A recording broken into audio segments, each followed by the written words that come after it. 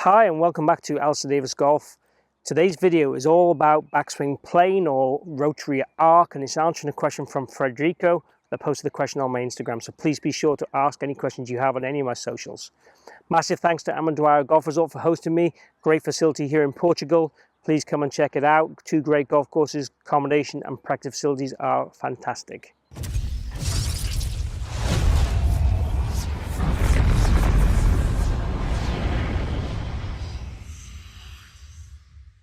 So we're going to talk a lot about kind of backswing positions and ideal backswing shapes that I'd like to see. Now, the only caveat to this would be, as always, there is more than one way, okay? And if someone has a successful downswing from a different kind of backswing I'm talking about, then I probably wouldn't change the backswing. I'm very much about evidence. So what is the ball flight? When does it break down? Does it not break down? What does a player need and want? Whether that be a beginner player or whether that be a professional. So it's very much a case of this is my ideal scenario. Now I'm going to talk through my ideal positions, and I'll talk and relate to a few things hopefully that you'll understand in other coaches and what you've seen with other players. But you know, there is definitely more than one way. So quite simply, if we go from kind of takeaway upwards, if I can please, to start with. So if I imagine we're in this position in takeaway where I have the hand path, which has been quite neutral, it hasn't moved out or moved in, and the club head is pretty neutral with that hand path, so it's kind of in line. Now for me, the club face could be either slightly turned down or toe up. I don't really mind. It just affects then how we work from here to the top. So if the toe's up, basically as we go to the top, I feel that we can let the wrist work into more what I call a flexion state, and that club face will get a little bit stronger and still be square at the top. If the club face is a bit more toe down at this point, then from here we'll have to move the wrist less to go to the top. So the downside with the toe down for me, there's two things. One, the right elbow for me doesn't fold quite enough when we get that position in the initial takeaway, so it doesn't help us get into that external shape at the top. I'm not saying we can't do it, but it certainly makes it harder. And the second thing is it closes the face with some players who do the second phase of the backswing, if you like, correctly, and a lot of good players suffer with hitting the ball left. So you might argue that, let's say, if a player hits the ball to the right, then the toe down might suit them better, and if a player hits the ball to the left, the toe up might suit them better. I have no problem with either positions, but just how we move from there to the top will be fractionally different. Okay, so we're in this first position here, the arms folded, the toes up, and said the hands are pretty much matching the club head, or club head matching the hands rather. Now from here, what I like to feel from here to the top is very much a kind of arm upward action, and what I would call a congruent plane movement. Now, what that means is quite a mouthful. It means that this shaft is going to go and match the original shaft line as quickly as it can. And it means it's going to stay at that angle as long as it can, or ideally the complete journey of the backswing. Now the reason why I like that is because I don't want to see this shaft go into a steeper phase, which then makes the downswing and the transition more hectic, and we need more time and space to make that downswing correct. It means it's more simple. So if we're here and we go congruent this way, the downswing then can move and we can get that club shallower with less change in plane from the top of the backswing to the downswing. Now plane also is a word some people don't like. They say, well, plane doesn't exist. So we can also refer to it as a rotary arc. You know, the club's just moving back around our body in a rotary fashion. So it's on an arc, you know. We kind of swing the golf club on a circle, both sides, and the club's working back on this circle. And for me, the less change around this circle, the more consistent you will be. The less change around the circle, the less the club head will move independently, and we'll have to work harder through impact. So let's go through that. I'll use this stick actually. So if you imagine we have a ball to target line there down on the ground, and I have this stick here.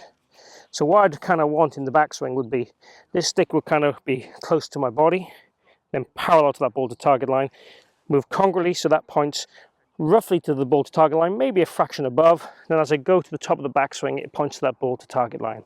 And ideally here I'd want the left wrist in what I call a flat position, the right wrist in a flex position, if you like, or a cup position.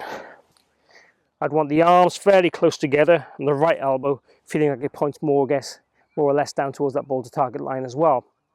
The only other thing I would talk about really from an arm point of view would be, I want some sideways width. I want to feel we have this extensor action to the right, so we can then turn onto the golf ball and allow the arms to come down in front of our body with a club head behind, and we can produce a beautiful path on the ball every single time. So those are my feels for kind of, if you like, plane, arc, whichever word you want to choose to call them. So it's basically, if you remember Tiger Woods back when he's working with Hank Haney, he used to do a lot of practice swings where he used to go this kind of move. And one of Hank Haney's theories is congruent plane. And Hank used to get him to do it obviously very early in the swing, like he does with Mark O'Meara. I'm probably kind of more hybridish than that. I want the club to move back what I'd call more traditionally, then feel it would move more into this hybrid. Because I like to feel that this arm would kind of rotate and almost pronate into this backswing to give me more this kind of almost laid off kind of feel, but Dustin Johnson kind of wrist shape, John Rahm disc shape at the top. I feel that's the strongest place to swing from. In terms of the very top of the swing, if I maintain my forward bend, I'd want this arm to be pretty matched with my shoulder line. Again, if it's slightly higher, I'm going to have to shallow it more on the way down. If it's slightly lower, I'm going to have to turn like hell on the way down to get that club back on ball. Both will work and both can be successful. Again, these are my preferences rather than you must do this. So if I was going to build a swing, I'd want it to be as consistent and as simple as we possibly can. So we wouldn't use these words. I might just say to you, okay, take your club, make a backswing as if you're going to throw something, put your left hand into your right hand. That's kind of where we want to be. So when we're doing that, just make sure we stay in our inclination. And that's kind of where we want to be. So it's kind of working on an arc, it's round, it's on a circle, it's around my body. And we all will have tendencies. My tendencies, I tend to take the club back a little bit in, then I work it up a little bit, too much. So I would like to feel I'm almost working the club out a little bit more, then more congruent or more laid off to the top with this kind of feeling in my wrist that the left wrist is kind of bowing, my right wrist is flexing, knuckles back to my elbow type feel. That would be my personal feels to suit my swing shape that I currently have. So it's kind of key you kind of understand what you do and what you want to do, and you implant the bits you need to make that change. And the idea of practice is it slowly chips away at your current DNA and patterns to work nearer towards the patterns you may want. Not so much you have two different swings or you use your new swing or your old swing. We kind of chip away always at our current technique so that we can perform well on the weekend, week in, week out, rather than playing terrible. I'll say I'm working on my swing. I would never want it to be that way. I'd always want it to be, I'm on a journey. The road to success is never normally straight and easy. We have a few detours, but at the same time, I'd want to see progress each week as you get there. And when you play, have a clear understanding of what you're trying to do with a golf ball and not think so technically. But on the range, you can get there and think technically. And you know, one of the things you can do for this, you can hit shots from the start position. So you get to your kind of first parallel, and then from there you go, okay, to the top, turn and wind and feel that position, and then let the ball go. So first parallel. And you might well find the striking is a bit inconsistent when you're doing drills like this because you're doing them in a staged fashion. And a lot of people will lose a little bit of flow and rhythm doing that. So there's nothing wrong as long as you understand your learning outcomes and what you're trying to change, and then you can put it back into a normal shot afterwards, which is into your performance outcome. And again, please excuse if my positions aren't exactly as I'm describing them. Again, my golf swing isn't perfect, but you know, I'm trying to show you these positions, so try and trust my words if you kind of where the club should go, and not so much what I can do. So my take on a little bit of the rotary kind of swing I'd want you to have, and the positions I want the club to go, and the kind of plane, and how we can use a stick and your ball to target line to try and find that and learn that a little bit easier for you. So again, assess your ball flight. If your ball flight's all good and straight, you know, maybe don't panic, don't worry about things. If you need to improve how your club delivers on the way down, certainly check the backswing, because quite often the first point of breakdown will be before the area of, let's say, pain or discomfort where we don't want to be. So work back from impact. Hope you've enjoyed this video on the plane and backswing positions and what I like to see in the golf swing. Just remember, there's more than one way to do it, but these are my kind of ideals, and hopefully you've understood from my video exactly why I like those ideals.